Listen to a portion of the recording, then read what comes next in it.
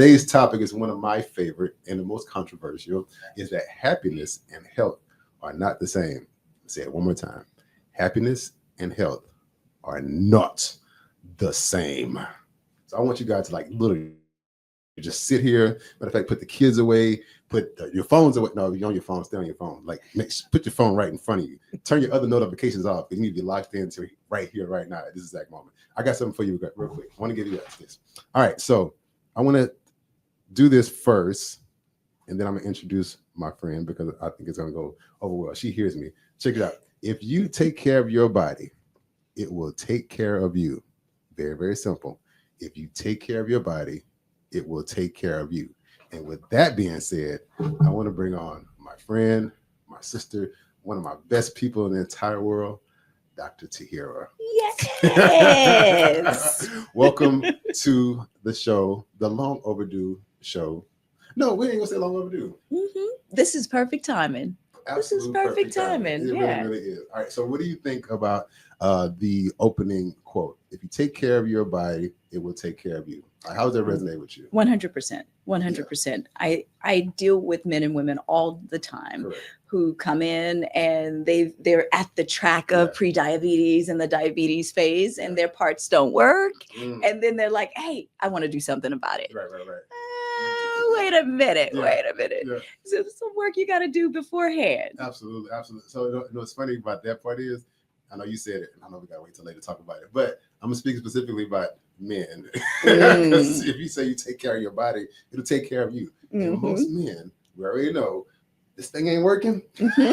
We got other problems that's happening, right? 100%. 100%. Right. So here's the thing. Yeah. Inevitably, I walk into a room and I'll be like, I'll have that conversation, and all the men like, that ain't me.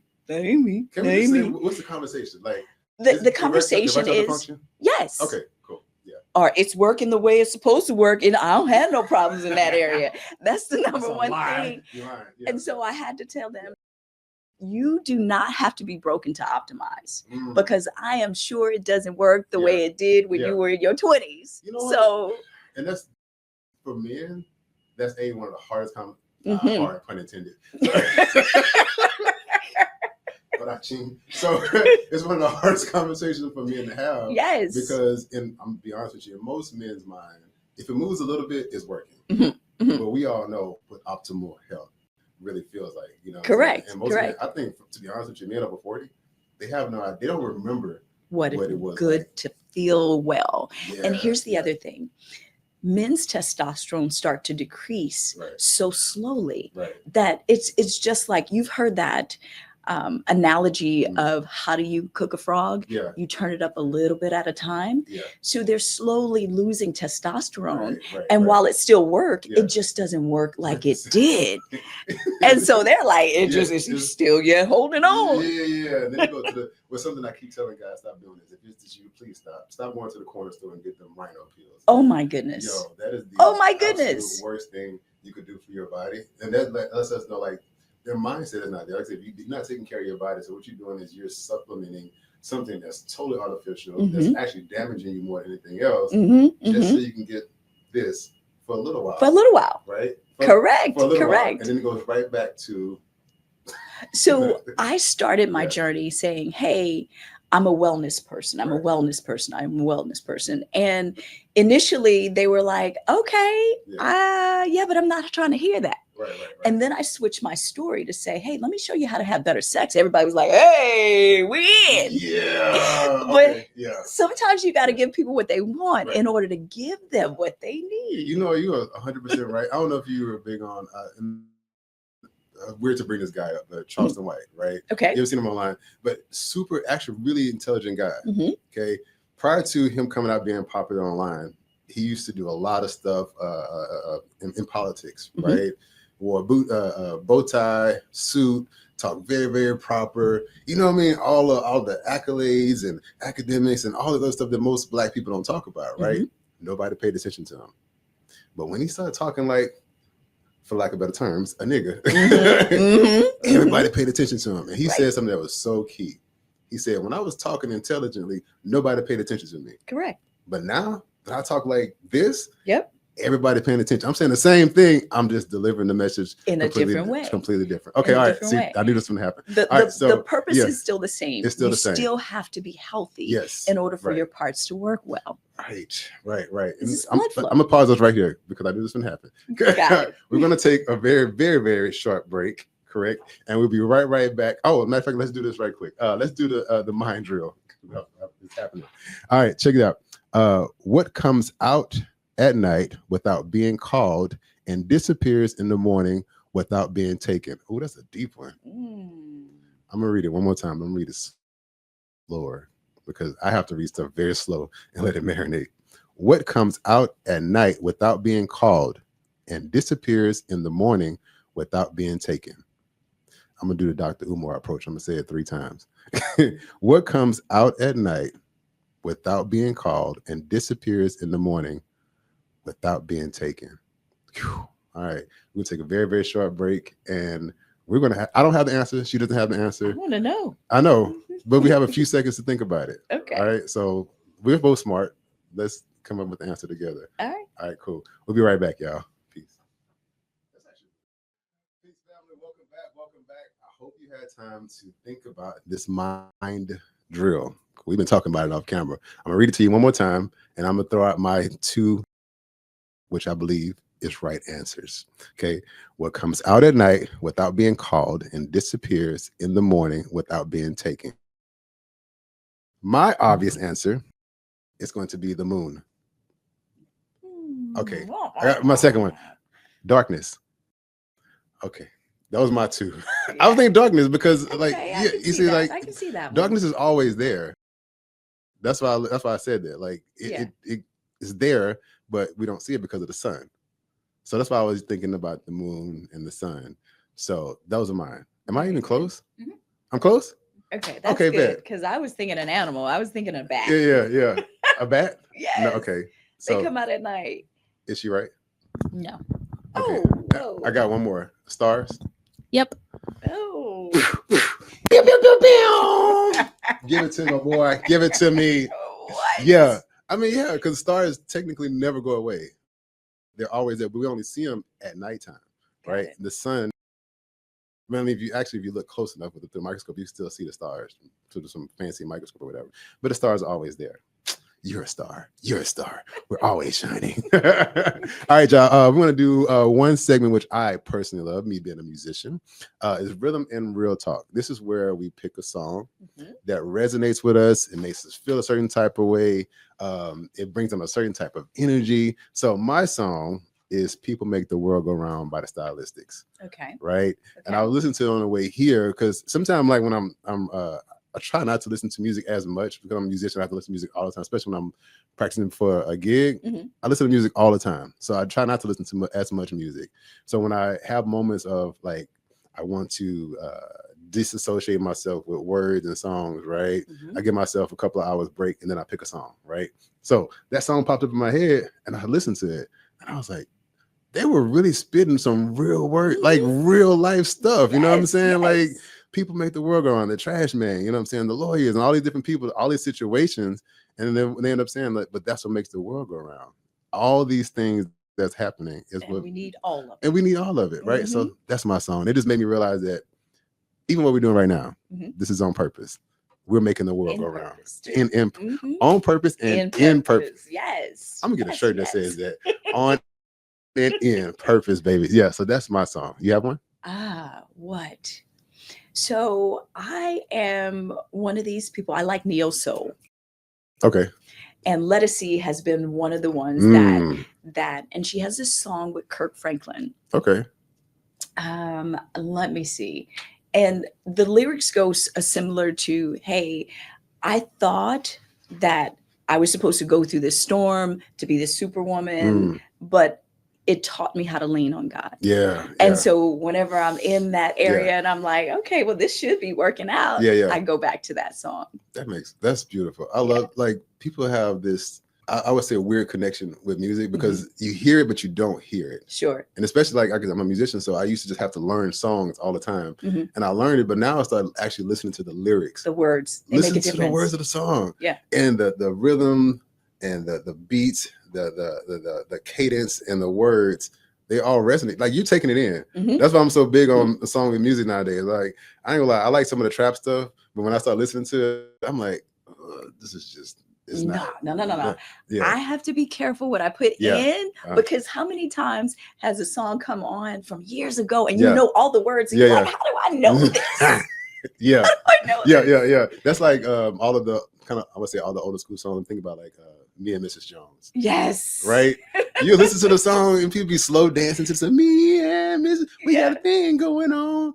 And then you're like, what is he saying? You realize it's a song about cheating, right? The whole song is about cheating. And people are slow dancing and singing to it. Matter of fact, somebody had this at their wedding song. I was like, you do realize that's a cheat. Another one was As We Lay. Oh yeah. Yeah. But that was a jam though. It was a serious You jam, cannot man. turn that on and like be like, what? You sit back and listen to the words and you're like, she was cheating. They were cheating. All together. You got to go home to your wife. All right, good. Man, so check it out. Let's get into this, right? So before we get into the awesome questions, and by the way, if you guys are watching and you have some intentional questions for Dr. Tahera, please feel free to drop those in the chat, right? So just so people can know, you're not just a good look, right? She actually is a doctor, okay? She knows her stuff, right? Especially, thank you. You know what I'm saying? And especially in the area of sexual health and wellness, right? This is something that men and women need to embrace. Yes. I feel like people are very comfortable talking about, for lack of better terms, nonsense versus the things that really matter, your physical body. This thing that God has gave us to function and work with, but we're misusing it. Correct. Right? So in your particular practice, now that you're a bodybuilder, that's a whole nother conversation. And let me throw this out there as well too, right? Real quick, because I need y'all to understand something. Again, she is my best people right now, right? Here's the thing. I know people see you and they see you now, but you had a chubby face too. I did. Right. So this is something I want people to understand is like, when you see somebody who's like really fit, ask the question, were you always this way? Right. So in transparency, I have never been more than 15 pounds overweight. Okay. So 40, I think, has been my max. But I also tell people, you don't have to, it's easier to put out a campfire than it is a forest fire. I'm just saying. That's big. So I didn't need to be 300 pounds to know that I don't like feeling this way. Right. I'm just saying. I just think about your analogy real quick because I understand it. I understand the difference between a campfire and a forest fire. Correct. And a lot of people will wait until they have a huge forest fire. Correct. And then it takes a lot more people, a lot more energy, and a lot more energy to put out a forest fire. Correct. So do you handle people who has a forest fire? 100%. How do you approach those people? And so one thing is, it's not about judgment. Okay. They have to feel comfortable, because what I've found in the weight loss portion of things that I do, even in the hormone balance, that people wear their trauma. And so what they have on the outer is not necessarily just the weight that I have to help them work through. Right. So, and so that takes us back to our topic, happiness and health. Yeah. They're intertwined, but they're not one and the same. Yeah. So if I just work on somebody's physical and not help their spiritual and emotional, then I'm not actually helping them. We don't have a weight loss problem. We have a weight maintenance problem, because I can get a person down quick. Yeah. But how many people, after I'm not in that area, they put it back on? Very, very true. This is something I learned for myself when I was overweight, right? Is the delusional mindset that comes with being happy, right? Which is why I say this topic is so relevant, because I was almost 400 pounds at one point, right? But people knew me as being Mr. Happy. Yeah. And that was my thing. I wrote books about it, you know what I mean? And I got called to speak on being happy. Yes. But they had no idea I really wasn't happy. So not only was I not happy, right? I pretended, right? I wasn't happy in my finances. I wasn't happy. I actually wasn't healthy as well. I wasn't happy or healthy. Correct. It was a facade, right? And so when people are in that delusional world and you bring it to their attention that, hey, you're not being true to yourself. True. Right? That weight you carry, so I tell a lot of you hit the nail around the head. The weight you're actually carrying is emotional weight. Yes. Right. So, and I love what you're doing, because you're doing what most nurse practitioners and doctors aren't doing, which is combining the two together. The whole person. Making them realize it's like, no, I can give you medicine. I can give you this. 100%. But you messed up in the head. Like, so what's your approach? Like, let's go here right quick. I know, again, we talked about men off camera, right? But I believe a lot of women really need to understand how to tap into their actual health and understand their hormones and what it's doing to their body. So what's your approach when you... So it starts with their story, right? Right. Their story coupled with their labs is what paints the picture of what's going on in their body. Say it one more time. Their story coupled with their labs. Gotcha. Because their labs are going to tell me what's going on with their body. Right. But their story is going to tell me what the things that they repeat in their minds. Right. It's going to tell me how they deal with things. Yeah. It's going to tell me a lot about them, because here, so without, as without, so within. So I can't be chaotic in my space and it not reflect in what's going on in my head. Because most things are spiritual before they become physical. Say it one more all time. things, Yeah. all things are spiritual because we can remember, we think a thought, right, and it becomes a thing. Correct. Spiritual, then physical. Quick question before I go. I know we're going to go somewhere else, but what do you think the disconnect is between the two?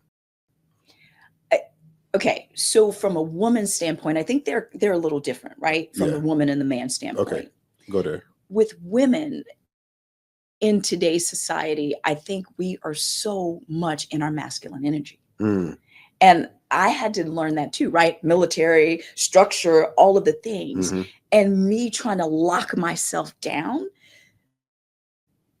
is the one thing that caused me to have so many issues. Right. If I'm having to provide, protect, and I'm in that sympathetic fight or flight all the time. Yeah. Right. We're made to receive. We're not made to. That's the bravado. That's the giver. Right. So when I'm always moving in that masculine energy, it translates, for instance, fibroids, endometriosis, or women who are having problems with their periods. It all interrelates to what's going on up here. Are those the three things that you look for that I can identify pretty much what's going on in their lifestyle with women? Correct. Say it again. So it's fibroids, endometriosis. We have PCOS. Okay. Those are a lot of different things that affect women. Right. And I think it comes down to them not moving in their femininity. Because here's the thing, when you're stressed out, the number one thing for men and women, right? Stress. Right. If I want to decrease your testosterone, if I want to mess up all of the things, stress you out. Yeah. Period. Yeah. So stress. So, and I'm glad you said that, because again, women operated in this masculinity, right? What was your intentional breaking point when you kind of broke away from that mindset? Was it just your habits? Did somebody say something, do something? What was it? Wow, that's a big question. That's a great question. I think it has to do with the evolution of who I am. Gotcha. So I grew up in a situation where my mom was a single parent. So she was the feminine and masculine energy all in one. Yeah. But she moved in her masculine energy. So I thought, this is how life is supposed to be. Right. And so I've muscled my way, then going into the military. That's a man's world. I'm always. And then when God took a detour in my life and was like, all right, this is not who I created you to be. And everything broke loose. I lost my identity because I'm so used to moving in a man's world. And you'll look at women who are in their menopausal phase of life. You will see that they put everything into someone else, And then when they go through this phase of their body and their hormones changing, they do a complete shift. Forget everybody else. It's all about me. But then their families are trying to figure out what is going on with her. God, here's a question. I want you to try to answer this for me. And I know you have a good answer. I believe you do. In that particular role of changing and trying to adjust to stepping into your femininity, what role can a man play to assist moving towards that direction? Be that soft space to land. And here's small little thing that a man can do. Mhm. When a man sees a woman frazzled, you know the norms of your woman. Yeah. Put your arms around her. Why?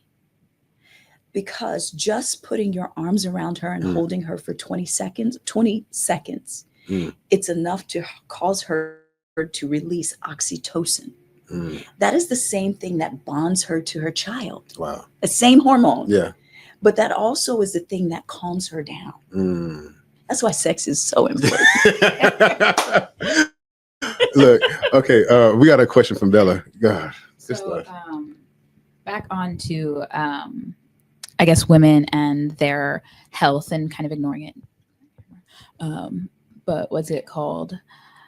How do you deal with medical gaslighting when you say there is something wrong and then you go to the doctor and they're like, no, period cramps are normal. Right. That's normal. Heavy flow is normal, right?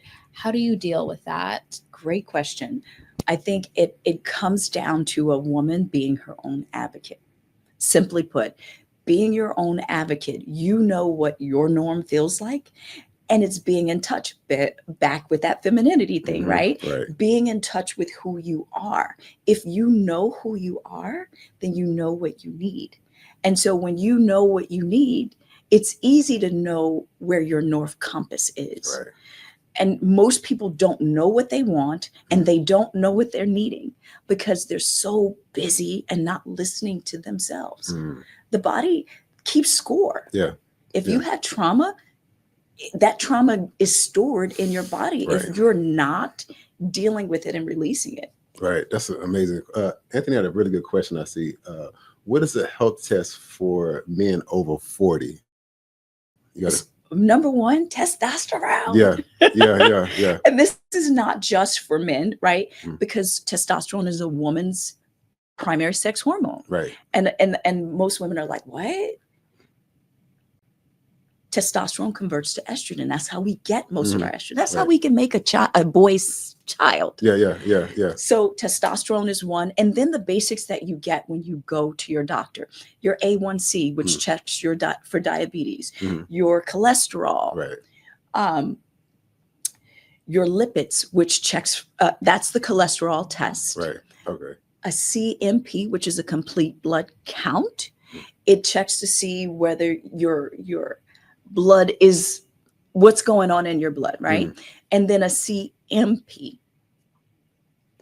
complete metabolic panel. Right. And that tells me whether your electrolytes are good, your liver and your kidneys. That's the basics. Okay. And that's what happens when you go to a doctor. But you need to go beyond the basics because insurance is not created to handle all the basics. Ooh, pause right quick because she says, and you said something just now too. I got 3 points: medical gaslighting, and then insurance covering certain things, right? So, which brings us one question that you mentioned: when stored trauma in the body, right? Blood work, labs, I get all of that, and this is maybe rhetorical or maybe trivial, but at the same time, I think it's applicable. Is there a particular blood reading that could show that there's stored stress in the body? I mean, we know cortisol for the most part, but I think that's I know for me, like every time I've gained weight and lost weight, it was because I was stressed out and trauma had happened, right? Going to the doctor and then the whole medical guy's like, "Oh, you just got high blood pressure." It's like, no, I got more than that going on, right? So somebody who has blended the two together, right? What do you look for? It's like, no, you got stored trauma, not just high blood pressure. So a lot of times our body compensates, right? If I cut off my arm, the rest of my body is going to try to compensate. Yeah. So if I'm looking at the labs of a person and everything seems normal, but they're overweight, or I'm looking at the labs of a person and their A1C is good, yet their other metrics don't make any sense. Right. I had a young lady who came in to me the other day. She is 315 pounds. Her labs were super normal. Wow. But when I listened to her story, she told a story of being adopted. and not knowing her parents. Wow. So now this is a Yeah. bigger case than just helping her lose weight. Right. Because why are you under eating? You're under eating because you don't know the value of who you are. Yeah. Right? Yeah. So no one gets in a car Yeah. and put $5 worth of gas, drive across Houston and expect to get back. Right. But we do that to our bodies and we expect it to function for us. Yeah. Quick question. Mhm. Let's do that real quick, because not just why. Mhm. What is the correlation with under eating, right? Mhm. And people not understanding the fact they have to eat more to lose weight. And how often do you see that? Every day. Really? Women, oh my goodness. Yeah. Every day. And that's the biggest thing that I try to explain. If you're under eating, Mhm. our body works as a system. Yeah. Your body goes into, oh my goodness, the sympathetic nervous system is overloaded because it's like, I don't know when I'm going to eat again. Right. So it turns down your thermostat of your body, which is your thyroid. And so that means you're not burning as fast and you're not burning as hot as you once were. Right. So it all plays, and your thyroid goes down. Cholesterol is the driver for our sex hormones. So it all interplays with one another. Right, so right. if I send somebody to an endocrinologist and they're not looking at their heart, they're not looking at all the total person, then they miss. And it's the obvious thing. They're just not eating. Do you think, I know from my personal experience as a personal trainer and nutritionist, I get that more from women than men. You know, I mean, men every now and then be like, oh, I'm fasting or I'm not eating. Yes. Like, bro, like, stop. You know, okay, first of all, you don't know what you're doing. And then for the most part, most people don't understand nutrition anyway, right? They're just like, Correct. I'm eating good. Like, but what does What does eating, that mean? what does that mean? Or you ask them, what's your numbers? What's your macros? What's your micros? They're like, well, I don't know. I just eat a couple of salmon here. Exactly. No, like, take the time to understand. So what do you think that women's connectivity to food is in their emotions? Number one, they're eating all of the things that when they're emotionally charged, they eat comfort foods. And that tends to be a lot more carbs. It tends to be chocolate. Yeah. It tends to be things that don't necessarily have them move towards their goal. Right. Versus eating protein that's going to help them be satisfied for a while. Right. Right. So my biggest people are generally the people who eat the least amount of food. And it sounds crazy. Yeah. They overeat a lot of processed things Yeah. because it feels good and it tastes good. Right. You know what? This is something I deal with on a regular basis, especially when I'm coaching and training people, right? The whole, hey, I'm eating good. First of all, that's wrong, right? And then it's like they justify eating the trash periodically, right? But not realizing, this is why I say, if you say it out loud, this food is trash, this food is killing me, it's poison, and you still digest it, you still take it inside your body. Yes. That's when I ask the question, do you really love yourself? Like, do you care about yourself enough, right? I don't know how do you deal with people when that's the obvious thing? Because that's why I like being a life coach, because I could just say what I want to say. I can just get straight to the point. Because, I mean, with all, tact and saying things properly, because I care about people's feelings and emotions for the most part. Sure. But when I see you intentionally not caring about yourself, my filter kind of comes off. You know? It requires me to be diplomatic, right? Yeah. And so I tell them what I hear. So for instance, if you've just told me I'm eating all of this trash, so what I hear you saying to me is this: your body is a Ferrari, and you're putting regular gas in it, and you want it to run. Yeah. I'm a Ferrari. Yeah. Premium only. Yeah. Right? Yeah. And so I just break it down and make it make sense so that it filters through a different lens. Do you get a lot of kickback when you do that? Some people are like, oh. If you say it like that, they kick. Okay. Some people are persistent. Yeah. And again, I'm not for everybody. That's true. So I can't water down my. Please don't. Please don't. Go ahead, Bella. What you got?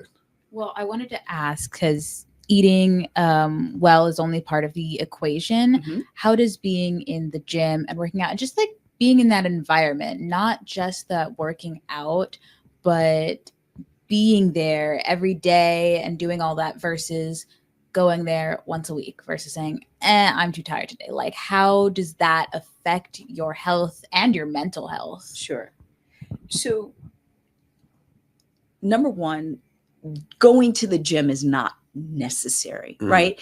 If you have weights at home, if you have moving your body and building strength are two things that are important. Right. You don't have to do that in the gym. I try to talk to women about that all the time, because most women walk into the gym and they are intimidated. Right? Yeah. It's a lot of grunting going on. It's the weights. Yeah. And so the first thing they do is go right over to the cardio, do a lot of cardio, and I worked out. Yeah. What the heck? And I have a woman coming in working out an hour and a half, and she is getting it. Yeah. On the cardio machine.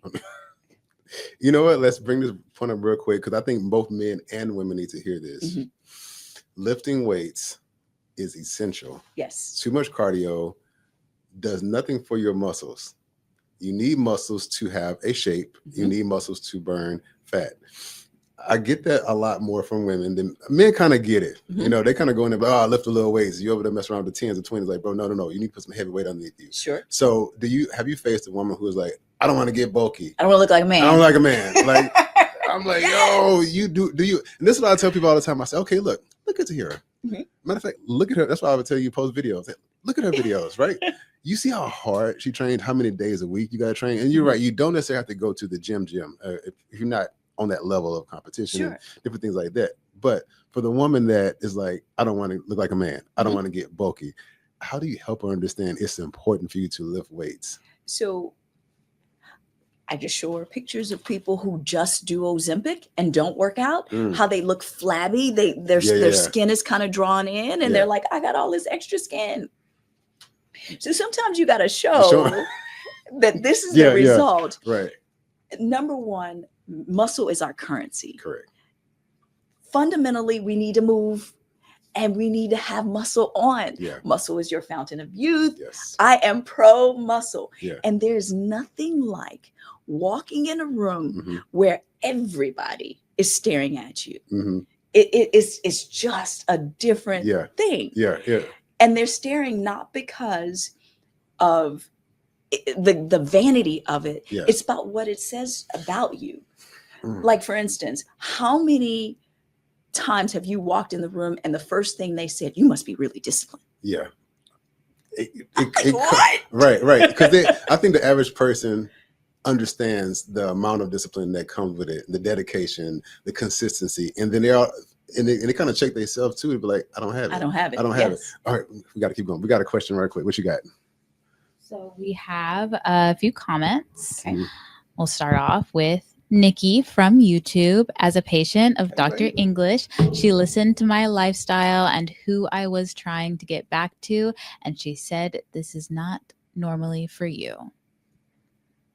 Yes, indeed. Hey, babes. Thank you. Thank you. And then we have Tony Jones from YouTube. Hey, great topic. Men need this because there is a real problem out here. Men don't be prideful. Right. And they don't go to the doctor. What the heck? Ooh, pause that. We'll talk about that too, because. Thank you, Tony. Thank you, Tony. Yeah. You got another one? Yeah. Okay. And he continued on to say, get your testosterone and thyroid checked too, but you have to ask for that with the panel. You absolutely. And TSH is not your whole thyroid panel. Thank you. You want a full panel. Yes. Can you list, I think it's what, 4 or 5 different tests they need? Which do you know which off the top of your head? Yes. A TSH, a T3 free, a T4 free, your reverse T3, and then an TPO. Look, this is why she's on the show in the morning. That's why she's good at what she does. And I'm sorry, we got one more comment. I think this is a really good one. Yes, we have one last one from Booker Wilson from YouTube as well. Can you speak to the confusion / complexity of understanding eating versus intermittent fasting? Okay, cool. Oh my goodness, Booker, thank you for that question. Phenomenal That is question. an amazing question. So first off, there is value in intermittent fasting. Yes. There's something called autophagy. That's when your cells repair themselves. Here's the issue. Mm-hmm. If a person is under eating, if they close down their window, but they're still not taking enough, then they're doing more damage than good. Facts. That's the complexity of it. Right. So if you close your window down to 4 hours of eating because you're getting the benefits of fasting, however, in that 4 hours, you're not getting the 1,500 or 2,000 calories that your body needs, then you're still kind of counterproductive. Yeah. Yeah, you're totally stressing your body out even more. Exactly. For a longer period of time. And I eat 1 meal a day. That's how I get down so fast. Like for my body type, and I always tell people, look, I'm a former fat guy. It's easy for me to go back. You know what I mean? But I know for a fact I have to eat 2,700 calories, right? I have to eat my 2,700 calories, 290 grams of protein, 100 grams of fats. And right now my carbs right around like 70, 80. Depends on what I'm doing, right? Okay. I'm trying to get extra cut. I'm gonna bring down 70, 80. When I'm okay, I'll pump them up to like maybe 200, right? But I take that 1 meal a day, and it takes me about 2 hours to actually sit down and eat all that food. Yes. I can't scarf it down. I have to just eat, take a break, eat, take a break. And I drop 5 pounds a week every single time religiously, right? Look, religiously. That's, I think we talk about 1 meal a day often, but that's a Muslim way of eating. They literally just eat 1 meal a day. Right. And like I always tell people, not often do you see a fat Muslim. I mean, I know it sounds weird to say. It's really true. You know what I mean? Like a real serious, devout Muslim. Most of them not overweight. Most of them are not, and I want to bring back going to the doctor. Yes. Right. Yes.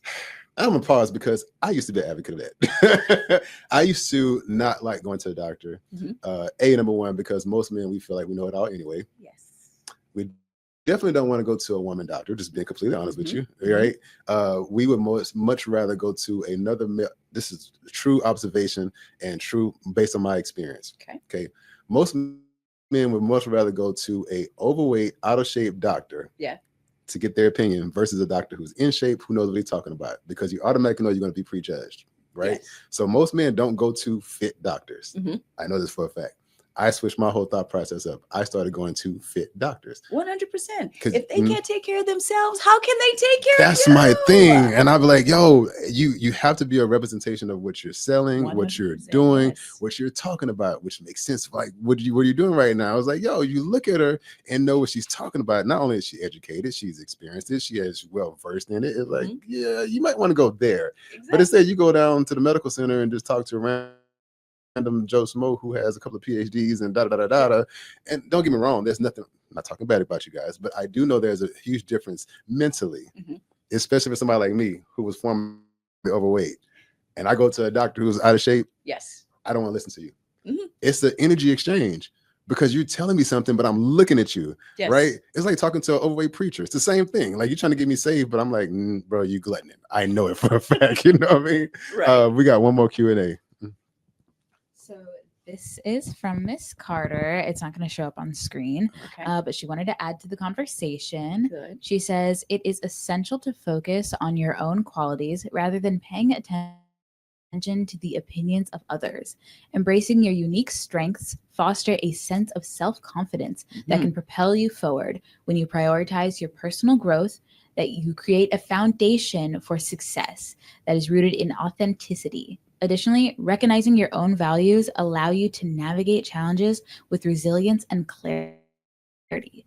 Ultimately, cultivating self-awareness empowers you to make choices that align with your true aspirations.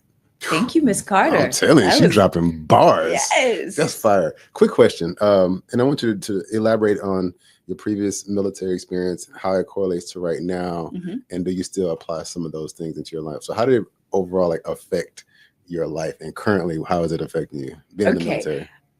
Briefly, so the way that I grew up, we talked about that. So my mom worked a lot. I didn't have structure. So that's why I gravitated to the military. Gotcha. I wanted the boundaries, the structure, and I wanted the safety of being taken care of. Okay. And Uncle Sam, whenever I needed him, he was there. Gotcha. But he also helped me develop habits. And I know people was like, oh, you're military, you're disciplined. Nah. Yeah. True discipline is self-discipline. The military provided me a structured environment to develop the self-discipline. Right? So that's the difference, because there are a lot of people who got out of the military and you wouldn't know the difference. Yeah. So my military helped me understand the importance of structure, Mhm. because I'm a spontaneous, wild out person, Yeah. but it helps to balance me out. Right. And I think I take that into my practice, and as my feminine energy, my Mhm. feminine energy loves to just not pay attention and just go and just be, Mhm. right? Yeah. Yeah. Sometimes I need that masculine energy to provide the guide you, yeah. boundaries. Right. So it is teaching women and men, right? Mm. Because we've seen a lot of feminine men. You know, I was going to bring it up in a second. We've seen a lot of feminine men. Yeah. So the military just created and taught me the necessity for structure. Right. And so in the programs that I help people with, I try to create that structure Gotcha. for them. Yeah. Because civilian side is not a lot of structure. Really? You don't like this job? I go and get another Get one. something else. Gotcha. Here's a good question, and I'll definitely elaborate on this a little bit. Like, so for men, Mhm. we know when we have a problem. Mhm. You're a sexual health and wellness professional. That's your thing. I need people to understand it as well as, sex health is your main thing. Yes. That is one. That's Weight loss and and hormone hormone balance. balance, right? So for men, we know when our Mr. Johnson is not working, Mhm. there's a problem. Yes. Right. Overall, there's a problem, because for us, we get it. If that's not working, screw everything. For women, what is the thing? Obviously, I'm not a woman, so I don't know this, but there's obviously things that goes on with women to let them know that, hey, sexually something's not right. Right. What are those signs, and what do they need to do to fix it? Okay. So vaginal dryness. Okay. A lot of women, when they get into their 40s, they find that they don't have desire. I mean, that's a big deal, especially if you're in a relationship. Yeah. Right. Brain fog. Mm. That is a big one. And the number one thing that I get above anything else is sleep. They're waking up at 2 or 3 o'clock in the morning and can't get back to sleep. Mhm. And if you can't get sleep, it's a chain reaction of everything from there. Right. So those are the primary things that I see. And then, Yeah. of course, as they progress in menopause, they get the hot flashes and the night sweats and a lot of other things that they don't feel comfortable with. Gotcha. So those main three you said: so vaginal dryness, brain fog, and what was the last one you said? Sleep. Sleep is a big one. Yeah, waking up at 2 o'clock in the morning. So those are all signs for women that, hey, look, something else is going on in here. And here's my thing: stop being okay with it. Yes. Don't be okay with the fact that your body is not functioning the way it's supposed to. That's when I asked the question. I say, do you really care about yourself? Are you going to go through the rest of your life like this? God, I knew it was going to happen. But guess what, guys? We're going to have a part 2 of this. What I want you to do is to give me your final thoughts on today's topic, and give us some information. How can we find you and everything like that? What we got? Number one, happiness and health are two different things. Correct. But they can also segue into one another, right? Yes. So that's the beautiful thing. Yeah. You get your health right, you'll find that finding happiness is easier to do, because that's one thing off your plate that you don't have to think about, right? Right. 2, the way you get in touch with me, Dr.Tahera on Instagram. Yeah.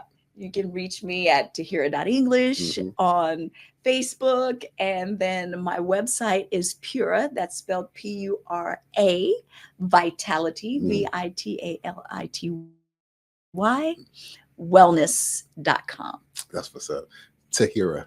Like I just learned Tahera that today. All right, y'all. Like I said, it was an amazingly hot show. Thank you so much for tuning in the entire time. Look, this is going to be up for a while, so please feel free to continue to ask questions. We'll try to get back to your questions as soon as possible. Make sure you follow and share this with somebody who needs this information. This is vital information that you need. Until next time, see you guys later. Peace out. Next time.